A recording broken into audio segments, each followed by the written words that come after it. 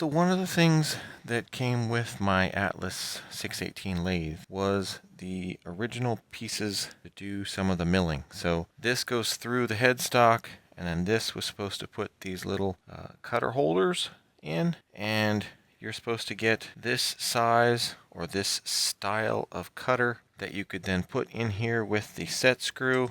And by this style of cutter, I mean the kind that has the little spot for the set screw, and you're supposed to be able to do it that way. Well, I had bought these at one point, but then forgot that I bought them and they were in the drawer. And then I was looking and trying to figure out, and these were not straightforward or easy to get in here, probably because there's a little bit of corrosion and stuff on, which makes sense, they're old. But I needed some smaller ones and a wider variety of cutters other than just these that have that slot, because not all end mills have that slot, and so I wanted the option to use something else. So I researched online. Well, this is, I think, a Morse 2 taper, and most modern milling machines, etc., use a collet system, such as ER32. So I looked around, and some people were using ER32 collets.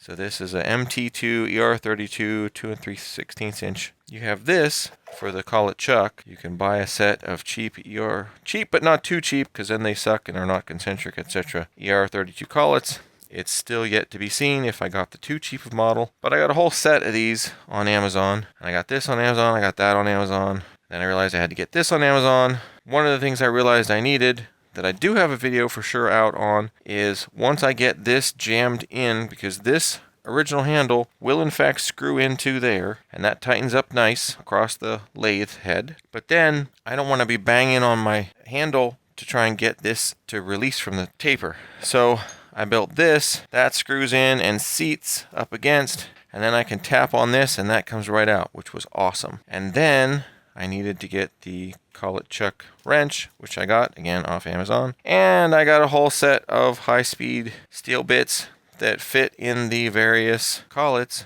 that go up in here, and these will be nice and concentric. So the reason I was running into problems with this is because I didn't necessarily have the right sizes. Didn't want to run into the issue where if it did not have these little slots, then it would slide and spin and cause all sorts of havoc and come loose and everything else. So with this system, the benefit of this is, depending on which actual milling machine I get in the future, I can reuse all of these collets and cutters and everything, including the chuck, up in an actual milling machine. So that was somewhat future-proofing, but that was another reason to get this set up. Instead of needing to use this original system, because this original system, and Mr. Pete has a video out currently where he realizes that this hole is not concentric, so you put stuff in and it wobbles. And you don't want cutters doing wobbling when you're doing cutting. You want them just to spin nicely, and then you can just do the cuts you want. Because if it's wobbling, you're not going to get the same cut you're expecting. You have to plan for the wobble, which is a whole lot of mess you don't need. For example, if you have a cutter that is this is a 3/8 to 3/8, so 3/8 inch shank on the back and 3/8 inch cutter. If you have a 3/8 inch cutter that's going straight and not wobbling, you theoretically will be able to cut, if nothing else moves and everything stays square, a 3/8 inch groove, and it'll pretty much be the same size as the cutter. If your cutter wobbles, you will not be able to cut a 3/8 inch groove. You'll be able to cut a 3/8 inch groove plus the wobble. And if you're trying to just do a 3/8 inch groove or some other specific size groove, that's not good. That'll screw up your project right away. If this was designed and set up for using these, it may or may not run true, because the more pieces of metal you put in place to try and get your exact measurement, the more pieces of metal all have to be within tolerance. And any little tolerance, this one has to be right, that one has to be right, this one has to be right.